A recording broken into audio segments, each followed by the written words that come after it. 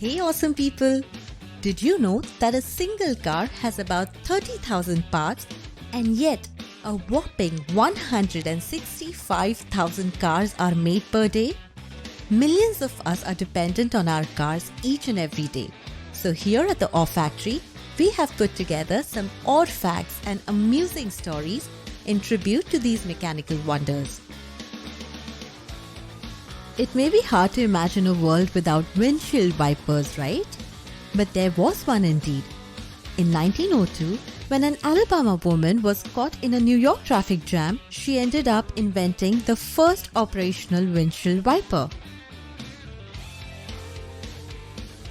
Mary Anderson was riding in a taxi on a snowy day. She observed that the taxi driver had to keep getting out of his car continuously to clean off the windshield. That is when Anderson wondered, what if there was some sort of a blade that could wipe off the windshield without making the driver get out of the car? That's when she began to conceive a design for a window cleaning device which could be operated from within a vehicle and soon registered it. She even approached several manufacturing firms to sell her design but was never able to attract any investment. One of her major rejections came from a Canadian manufacturer who argued that there was no practical value whatsoever to this invention and even called it an unnecessary distraction.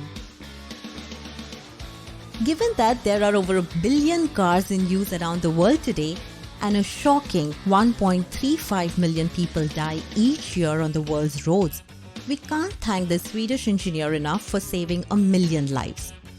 The famous Swedish car manufacturer Volvo hired Niels Bohlin in 1958 as their first safety engineer.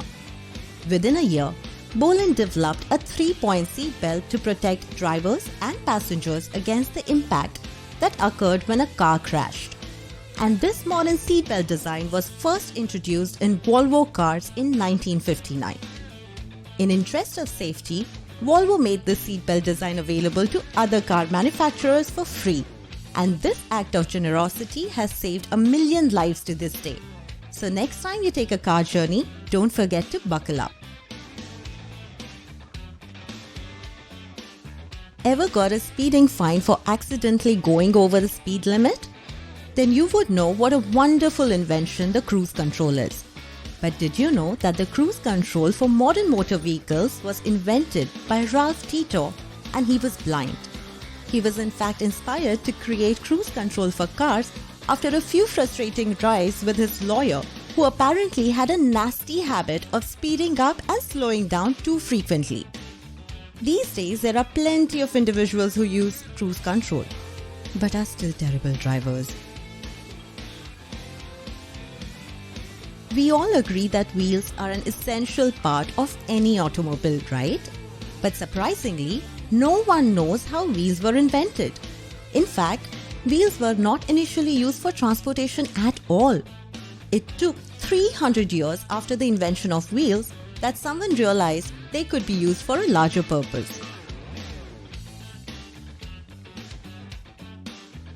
The top speed at the first automobile race in France was 24 km per hour. And since then, automakers have been racing to produce the fastest car in the world. Bugatti Chiron is the fastest car in the world with a top speed of about 489 km per hour. That's like covering 450 feet in a single second.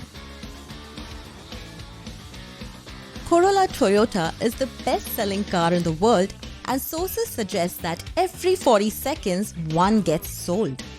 Toyota is also the largest car manufacturer in the world, producing over 13,000 cars a day. Ferrari, on the other hand, makes just 14 cars a day. Owning this miraculous wonder is a dream of many car enthusiasts. But this dream of one man named Ferruccio Lamborghini became Ferrari's nightmare. Keep watching to know the entire story, and don't forget to give us a like if this story motivates you. Ferruccio Lamborghini was born into a family of grape farmers. He was naturally gifted when it came to anything mechanical. He served in Italian Air Force during World War II, after which he went on to making a fortune by making tractors, air conditioners and gas heaters. Like most successful people, Ferruccio loved supercars and owned many, one of them being a white Ferrari. He loved showing off in his Ferrari, but was not entirely happy with its performance. For his taste, Ferrari was too noisy, rough on the roads and had an inferior quality of clutch. Lamborghini decided to take this complaint directly to none other than Enzo Ferrari himself and suggested that they use a better clutch in a high-end vehicle. Enzo Ferrari dismissed him as he didn't appreciate a young tractor manufacturer, giving him a technical advice. When Ferrari told him to mind his business, Lamborghini became equally angry and told Enzo Ferrari that he would make a sports car by himself to show Ferrari how sports cars are made. And that is how Lamborghini 350 GT was born. It all goes to show, no matter how successful you are, never underestimate your critics.